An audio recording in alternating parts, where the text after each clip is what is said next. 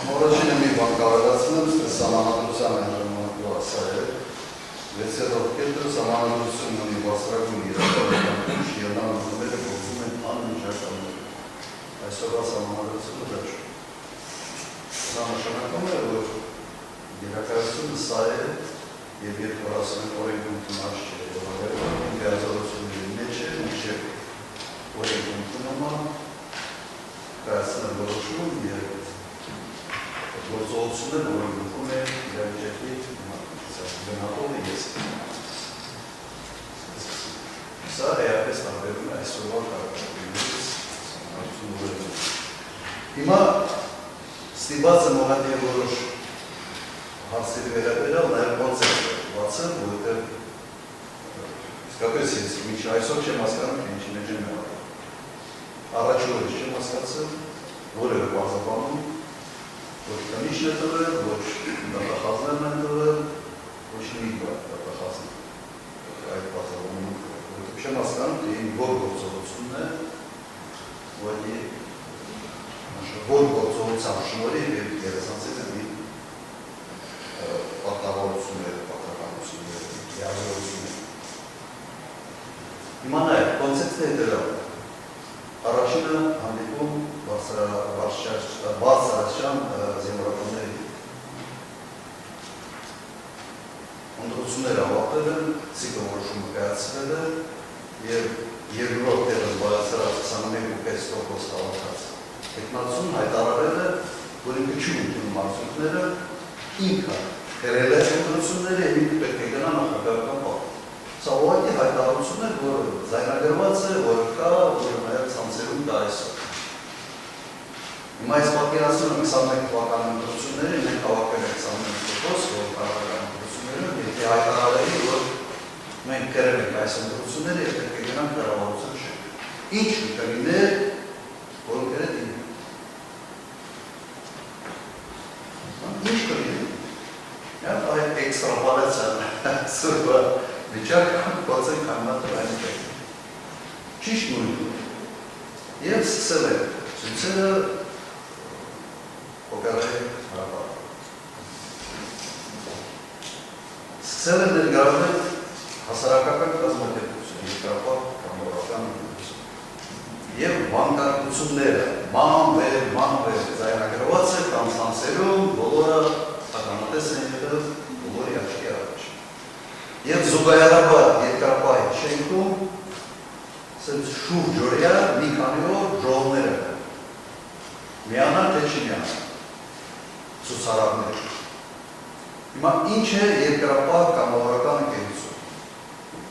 Վարչության կեսից ավելը գործող զինվորականներ են։ Գործող զինվորականներ կեսից ավելը։ Եվ ամբողջ օր այդ զինվորականները գտնում են երկրապահում, մի մասը ասում են գնան, մի մասը ասում են չգնան, որը է դեպքում դա, չէ՞։ Միայն իրենց վարորդներով, թիկնապահ օգնականներով եւ այլն։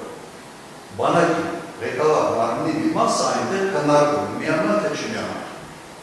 Երկրի նախագահը ինչ պիտի անի։ Այդպես կարող մեկը բացատրել իր ոչինչ։ Ոնց դատվածը բացատրել, որոշում։ Իմ ֆունկցիա, զինված,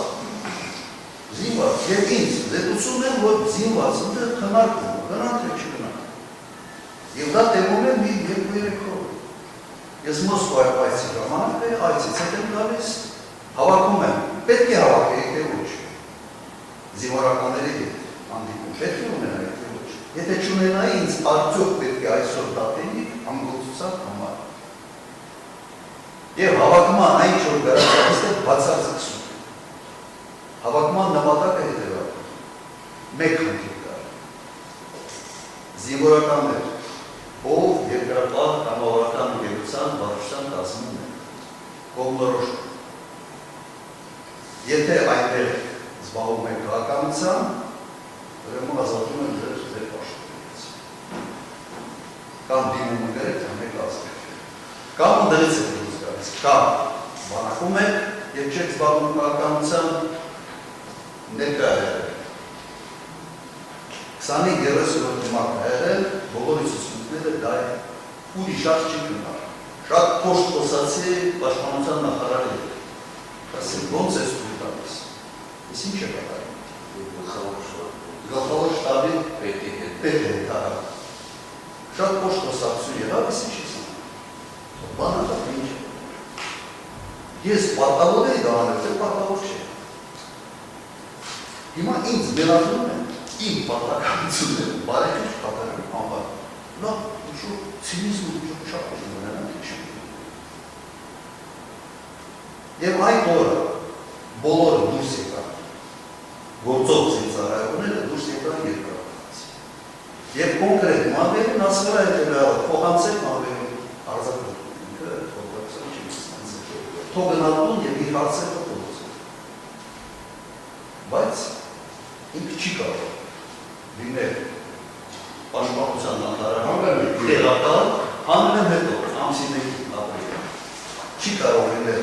տեղակալ և զբաղվել կարգավորությամբ և հարավանը մտածի գնա, միանա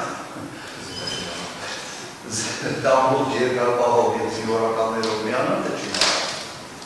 Բողոնակությունը սա է։ Ինձ համար չեք պատկերացնում, թե ես 18 թվականից մինչև այսօր այս աբսուրդի կատորի մասնակից։ Եվ դա մեղն է, այսպես ասենք, ներածում եմ իդել։ Եվ ամուտ չի։ Հիմա